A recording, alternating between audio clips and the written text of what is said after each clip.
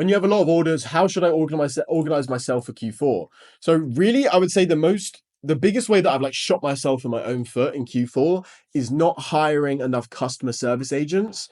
Because if you have a lot of orders, there's going to be some problems. Things are going to fall through the cracks and stuff like this.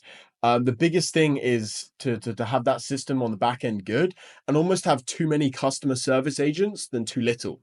So I'd say that's the number one thing. And I mean, in terms of like what's a lot of orders, is a lot of orders like it's a bit difficult to give exact kind of things, but you don't have too much to worry about. I'm just gonna say the biggest problem I've always had is like customer service agents in terms of being able to hire them, train them as quickly as humanly possible, while also trying to just deal with all the other bullshit. You're gonna have a lot more problems. You have a lot more orders, and there's a time limit, right? That's the problem with Christmas, is everyone wants it before Christmas.